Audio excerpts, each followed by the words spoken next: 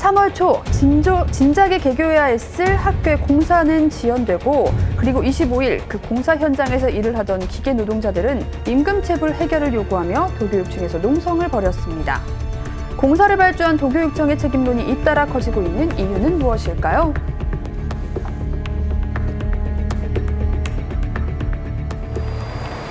요즘 청주 방서지구에서 초등학교를 다니는 학생들은 제 시간에 맞춰 통학버스를 타느라 바쁩니다. 손 빼고. 안녕하세요. 단지초등학교의 학생들이 저학년은 운동초등학교로, 고학년은 상당초등학교로 가기 위해서인데요. 2017년 10월 25일부터 2019년 2월 6일 470일 동안 완공되어야 했을 학교가 미처 다 지어지지 못한 채로 시작돼버린 새학기. 아이들은 새학기에 대한 설렘에 불필요한 불편함을 얻게 됐습니다. 상당초에서 여기로 올 때 스쿨버스가 45인승인데 한 대밖에 없어서 2반, 3반밖에 못 타요. 다음 차량으로 오는데 20분에 한 번씩 있어요. 그러면 다른 반 같은 경우는 20분을 기다려야겠네요. 네, 상당초 놀이터에서 놀면서 기다려요. 그게 불편한 점이에요. 내 아이가 가야 할 학교의 공사 지연, 학부모들은 애가 탑니다. 그렇지만 지금 할 수 있는 건 부디 잘 지어지기를 기다리는 것뿐.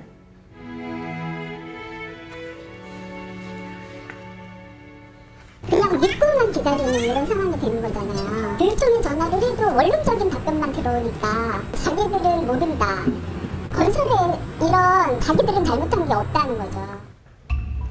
그렇다면 지금 이 사태에 있어 드는 근본적인 의문, 도대체 왜 공사가 늦어진 걸까요?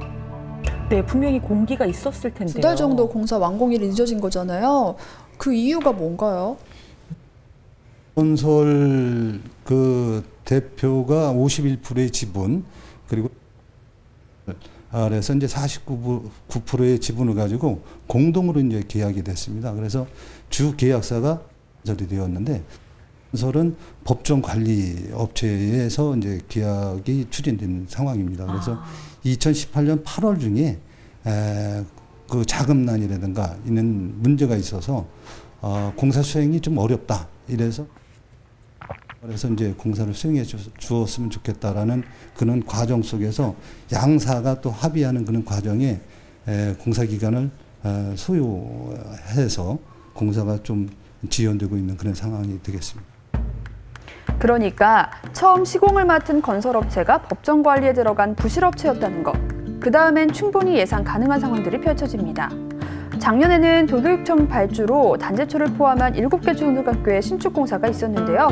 도교육청에서는 모두 비슷한 시기에 착공에 들어갔지만 2018년 1월부터 부실업체가 시공을 맡은 이 단지초가 유독 공정률이 낮다는 것을 인지하게 됩니다. 그래서 부실업체 A와 공동으로 입찰을 받은 건설업체 B를 불러 회의와 협의를 진행했고, B사가 시공을 맡은 후에는 순조로웠다는 겁니다. 그런데 애초에 발주처인 교육청에서 부실업체를 거를 수는 없었을까요?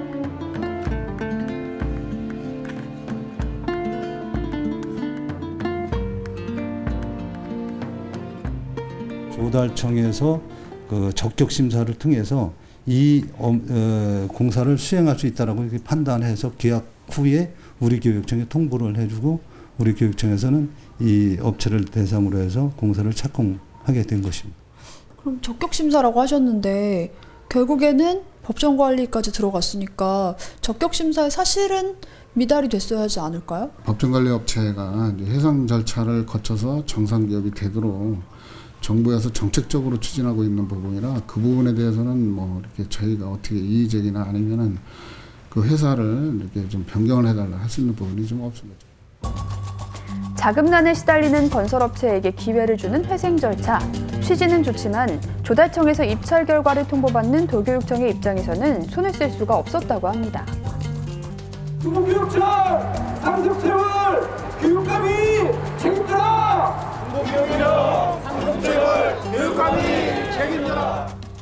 속수무책으로 일이 시작됐으니 다른 곳에 시간을 빼앗긴 공사는 지연될 수밖에 없었겠죠.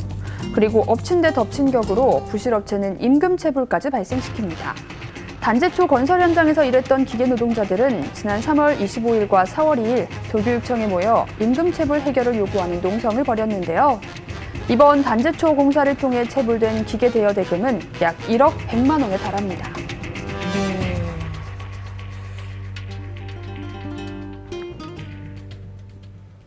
첫 번째로 시공사가 문제인 것 같은데 이렇게 교육청에게 의견을 이야기하시는 어떤 근거가 있을까요?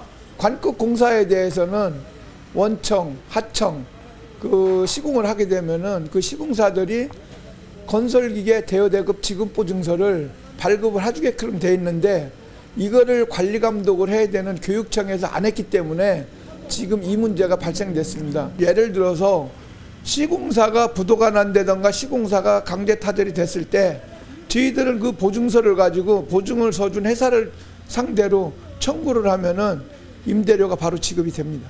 교육청 발주처의 감독은 이 부분을 법으로도 관리 감독하고 확인을 하라고 돼 있습니다.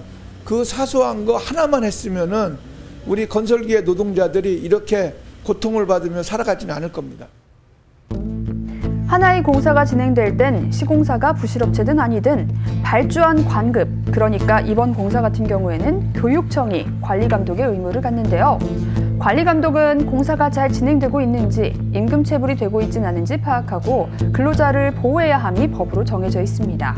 특히 놓치지 말아야 할 것은 건설기계 대여대금 지급보증서인데요. 건설기계 대여대금 지급보증서, 이름도 너무 어려운데요. 이게 어떻게 해서 생겨나게 된 건가요? 네, 그 건설산업기본법에서 일단 건설기계 임대차 계약관계가 성립할 경우에 임대업자죠. 임대업자가 보통 경제적으로 열악한 지위에 있기 때문에 그 임대업자가 대금을 적절하게 회수할 수 있도록 보증해주기 위해서 들어온 제도입니다. 그러면 이 보증서가 있으면 어디서 급여를 지급하게 되는 건가요? 만약에 보증서를 교부받았고 그 이후에 건설사가 부도가 발생한다면 그 임대인이겠죠. 임대인은 보증회사에 찾아가서 보증금 지급을 청구하면 쉽게 받을 수 있습니다. 보증회사요? 네네네. 건설공제조합이나 뭐 이런 곳들이겠죠. 관리감독으로서 확인하고 챙겼어야 할 건설기계 대여대금 지급보증서. 임금 체불이 된 기계 노동자들은 이를 발급받지 못했다고 합니다. 그동안 관리감독인 도교육청은 무엇을 한 걸까요? 일을 시키는 업체하고 장비업체하고 건설기계 임대차 표준계약서를 작성을 해야 됩니다. 그래서 그 작성된 서류를 보증인회사에서 제출하고 수수료를 냈을 때 보증인회사가 보증을 해주는 거거든요. 근데 건설은 그 장비업체하고 그 표준계약을 작성을 안 한 것입니다. 그래서 공사감독자는 그 표준계약서를 작성을 해서 보증인 회사에서 보증을 받을 수 있도록 그렇게 권고하고 지시도 한 바 있습니다. 그래서 공문으로도 이제 원도급자에게 그 공문도 활성을 하고. 그럼 공문을 보냈는데도 계약서도 안 쓰고 그리고 뭐 보증서도 발급을 안 한 거잖아요. 그렇죠. 이제 그 장비업체하고 일을 시키는 업체가 이제 그런 이행사항을 이제 안 한 것입니다. 보증서를 발급받기 위해서는 계약서가 먼저 필요한데 기계노동자와 건설업체 간에는 이 계약서부터가 부재라니 기계노동자들이 체금된 장비 대여금을 받을 길이 멀게만 느껴집니다. 보증서가 있으면 확실히 이 임금을 받기가 쉬웠을 것 같은데 왜 직접 근로자들이 요구를 하진 않았을까요? 저희 노동자들도 그 부분에 대해서는 좀 많이 부족한 것도 있습니다. 사실은 건설사들은 갑 아닌 갑입니다. 우리 건설기계 노동자들은 을의 을이고요. 우리 노동자들이 건설기계 대여대금 지급보증서를 발급을 해달라고 하면은 2번만 현장에서 얘기를 하면은 그 다음 날부터 그 현장을 들어갈 수가 없습니다. 이게 현재 우리 건설 현장의 그 건설사들의 갑질입니다. 부실업체가 시공사이지만 관리감독이 도교육청이니 약자인 근로자를 보호하기 위해 만들어진 보증서가 보장될 거라는 믿음으로 시작한 일의 결과가 임금 체불이었던 겁니다. 요구만 했으면 의무를 다한 것이 아니고 확인해야 되기 때문에 건설업자는 교부 의무가 있고 교육청이죠. 공공기관에서는 그걸 받았는지 확인을 해야 되는 거예요. 그래서 단순히 니네 받았니? 라고 정도까지 해가지고 안 되는 거죠. 실체가 있는지를 확인해야 될 의무를 부여하는 거라고 볼 수 있을 것 같습니다. 그러면 강제성을 어느 정도 띄고 있는 건가요? 지금 저희가 뭐 제가 법을 보고 있는데 규정 내용을 그대로 읽어보면 이 공공기관으로서는 쭉 가서 보증서를 교부하였는지 여부를 확인하여야 한다고 돼 있어요. 그러니까 하여야 한다니까 의무사항이잖아요. 그러니까 의무적으로 담당자나 교육청 담당 직원들은 가서 꼭 실제 보증서가 교부됐는지를 좀 확인해야 될 의무가 있다, 이렇게 볼 수 있을 것 같습니다. 그럼 어쨌든 본인들이 해야 할 의무를 제대로 다하지 않은 건 사실인 거네요? 그렇죠. 그 부분과 관련해서 근로자들이 못 받은 임금과 손해와 어떤 인과관계가 있는지 여부는 저희가 좀 더 따져봐야 되겠죠. 1억이 넘는 체불임금, 이렇게 큰 금액을 관리감독인 도교육청에서는 왜 알아차리지 못했던 걸까요?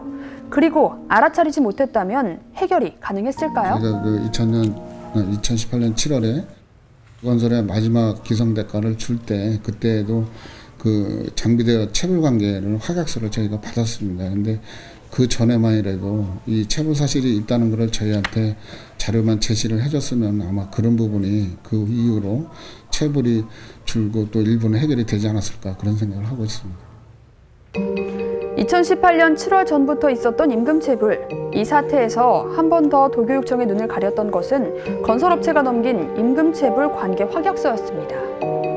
확약서 낼 때는 장비대라든지 거기에 뭐 임금이라든지 이런 부분이 체불된 사실이 없다는 확약서를 저희한테 냈거든요. 그래서 저희 교육청 입장에서는 이제 이걸 믿고 저희가 그 공사대금을 지급해드렸는데, 결과적으로 보면은 이 부분이 허위로 작성되지 않았나, 이렇게 생각을 하고 있습니다. 그러니까 임금 체불이 돼 있는 상태인데도 예. 임금 체불이 없다, 우리는 모두 다 지급했다라고 이야기를 하고 지금을 받아간 거네요? 예, 그런 것 같습니다. 그 당시에 낼 때는 체불된 사실이 전혀 없다고 확약서를 이렇게 해주셨거든요.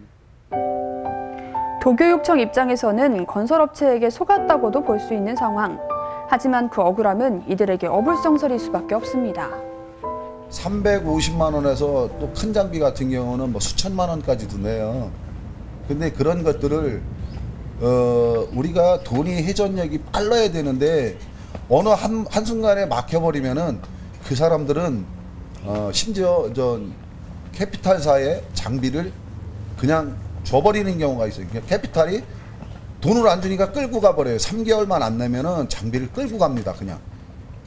그러면은 그게 나의 밥줄인데 죽으라는 거 몇 개 더 되느냐고요. 버스 타고 가서 속도 울렁거리고 아침에 일찍 일어나면 너무 힘들어요. 그냥 걸어서 다니고 싶어요. 사태를 마냥 수수방관한 건 아니라는 도교육청. 하지만 모든 과정에서 근로자, 학부모, 학생들의 목소리가 들어갈 틈은 없었습니다. 탁상공론, 이 안에서 단재초등학교는 아직도 공사 중입니다.